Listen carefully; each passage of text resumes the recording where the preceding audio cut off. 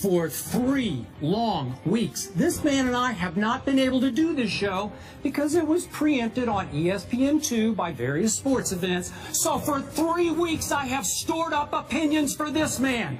I am about to unleash. He had better be ready. You're not supposed to make me laugh. Am I really supposed to be worried about you? Yes, you are. Here we go. It's now FOP, that's friend of the program, Jerry Ferrara. Die-hard All Things Knicks, starring in the All Things New York, excuse me, starring in the Entourage movie. Thanks so much for joining us. I'm sorry, I haven't recovered from the back yet. Just watching some of those highlights, it just hurt my soul. Either has this guy. That's why he's just quiet over there. Let's talk about your Knicks, because we talked about... You know what, I can just leave now, because I don't think I'm going to get a word in edgewise between No, go ahead and talk, Skip. Yeah. Just don't irritate me. Yeah, I'm about to. Listen, Skip already won. We talked about his Spurs. Your Knicks. Let's talk about what they did or didn't do, for that matter. And I really want to hear what you have to say, because I missed you guys being away so long. So much has happened, and now you're back. But look, I'm being a little foolish, because I'm very, very excited, because I think we could win more than 17 games with this team. I'm actually contemplating. Stephen A., you should come. I want to go to the Knicks-Lakers Summer League game after this, because I think that's the biggest, best matchup we're going to get. When is it? 2 p.m. today. 2 p.m. today? We go right from here. Got a private jet to go to Vegas? Well, maybe one of our friends who's watching, somebody reach out, give us a lift. Maybe. In and out, see D'Angelo versus Kristaps. I would do that. I'd do that if you had a private jet. He's won me over. He's won me over. He has? At 7 feet 3 inches tall? Here's my issue with the pick, okay? If he turns out to be an 11-5 guy, which would be a very nice NBA career, I still think it's going to be a disappointment. There's so much hype now around him being Dirk, which is almost impossible to live up to that. I think if he has a solid career, it's still never going to be enough. And that's what concerns me the most. I love the Jerry and Grant move. We actually, again, I'm getting caught up in the Summer League stuff. It looks like my pickup game at times, but he looks good in the Summer League. Go ahead, Skip. Well, Porzingis looks good in Summer League. Yeah, he looks fantastic. You're going to hang your hat and Phil Jackson's hat on Porzingis in the Summer League, where, to my eye, as I watch him in Summer League, he can't get any inside position on anybody because he weighs like 165 pounds. He did get back down quite a few times. He's going to have to put some weight on, but I think that... Protein shakes. More than that. We're going to have to send him more than that. I'm not hanging my hat on it. I'm hanging my hat on the fact that the Knicks in the East actually have a young team now that is worth watching on an excitement level. Whereas last year we were sold the goods of Calderon and Jason Smith and expecting to make the playoffs with that team. That was never going to happen. We at least have a young team and are hopeful, and we don't have a draft pick next year, so this has to work. It has to. Do you see a highly skilled big man, Mr. Smith, and Porzingis, Kristaps? He's great on Instagram. Is he? He's pretty good. I got to check that out. See, Skip's messing with me, man. Let me be very clear, because when I went on SportsCenter, that was immediately after the draft. I remember. Came out of vacation. Usually, because ESPN, you know, they pay me, and if they call me, I'm going to come, whether I'm on vacation or not. This was different, because I called ESPN and told them, make room for me on tonight's SportsCenter, I'm coming on. It was immediately after the pick. And here's what really rakes my nerves. And it rakes my nerves to a point where it's hard for me to contain myself, but I'm going to try, because I've exploded enough. It's not about Porzingis and his talent. He's 7'1". They say he was 7'1", maybe 7'1", 7'3", whatever the case would be. Only 220. That's listed him at 220 or whatever. He's got some skills. He's a Europe. He looks athletic and mobile. Didn't look bad in Summer League. Didn't look that great to me. But here's the point. It totally deviates from what Phil Jackson sold us on. Phil Jackson said, it's not a project. It's not about building for the long term. I'm sorry, and I'm not joking. I'm dead serious. I could do the job that Phil Jackson did last year. You tanked the season. You're so god-awful that you end up with a top 4 pick, and you pick presumably the best talent available at the number 4 slot.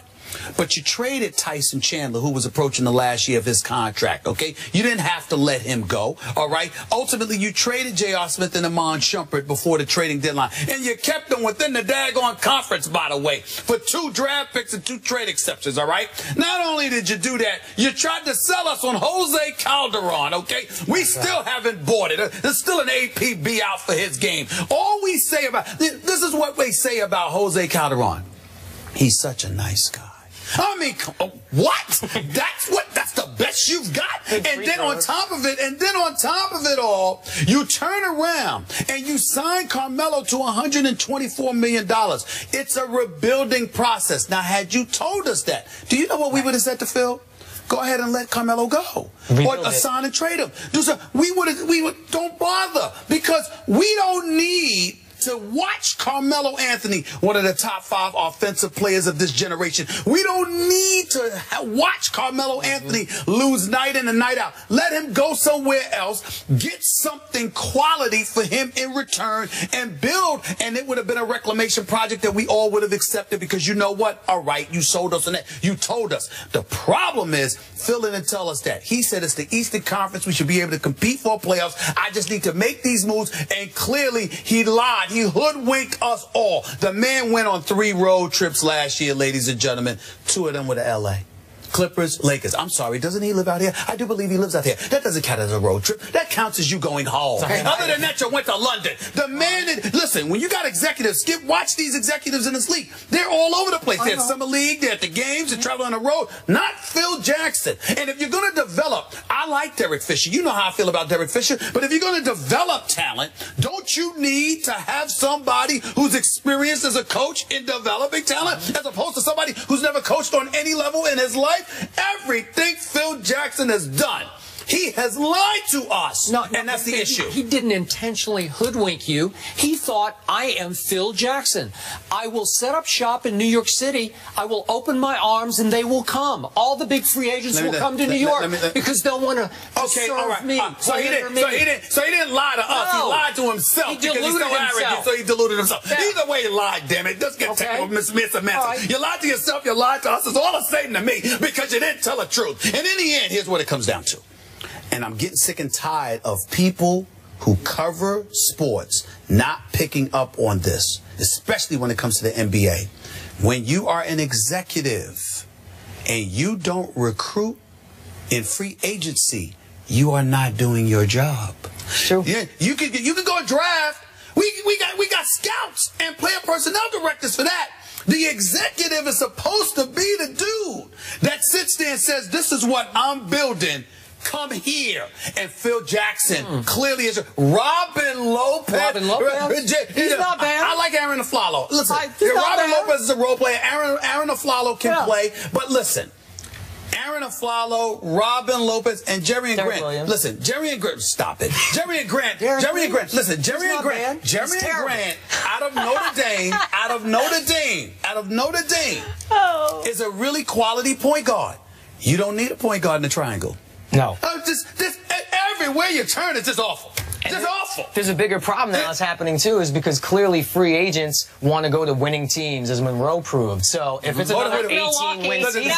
Thank you, Molly, because we lost out on Greg Monroe to Milwaukee, who, by the way, Jason Kidd is doing a hell of a job. Oh, he really is. He is doing a special job. He really, really is. And they had him. Remember, he left the Knicks to go and be the coach of Brooklyn. He was right in your backyard. Everything that's associated with the Knicks, they lose. Okay, I am sick of talking about the New York Knicks because they bore me now. So let's talk about a team that does not bore me. Your Giants. Because I think they will be a threat to my Dallas Cowboys in the NFC East this year, though they might be missing their best pass rusher because of fireworks. Your thoughts?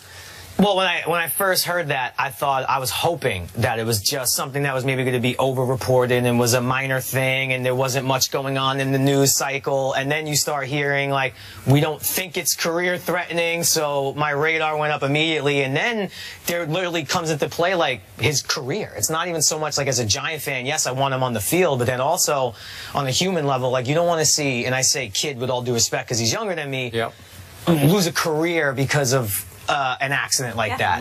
I do wish that you know, some of these guys would just realize you just can't do the things that you used to enjoy doing as a kid. It's just a level of you got to put it down and let someone else do it. All right, can we stop with the niceties? He was stupid. I mean, that's just what it comes down to.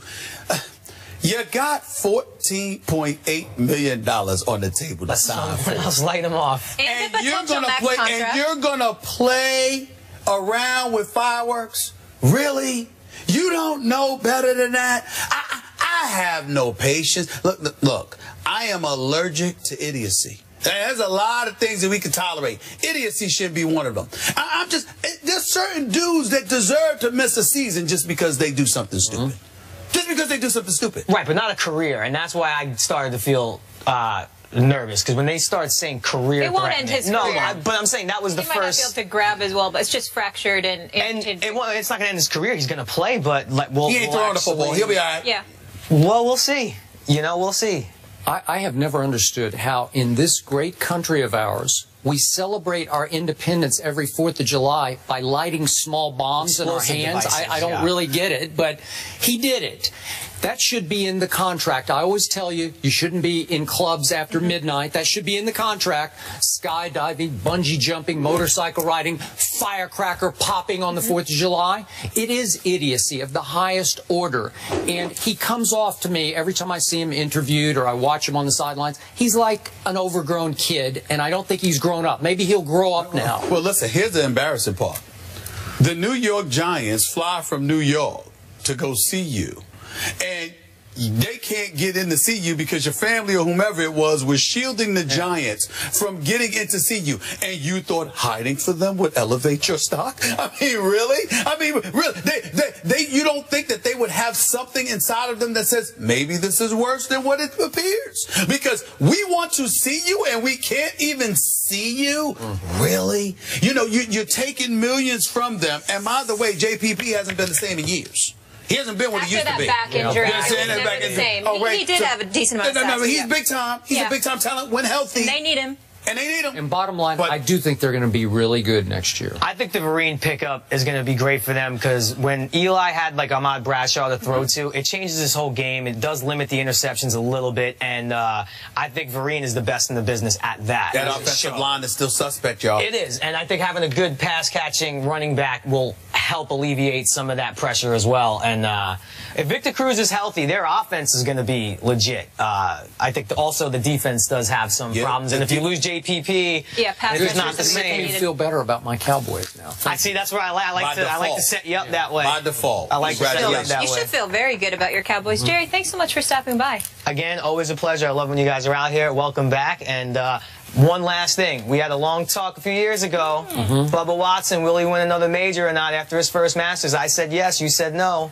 I had the research team check. He's got one since. I'm not often right. Is he going to win another one? Yeah, why not? Next weekend?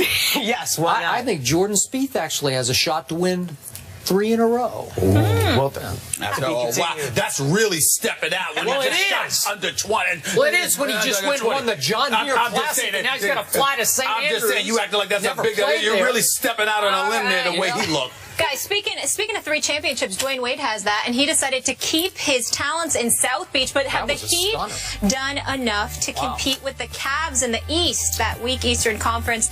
That debate is coming up next.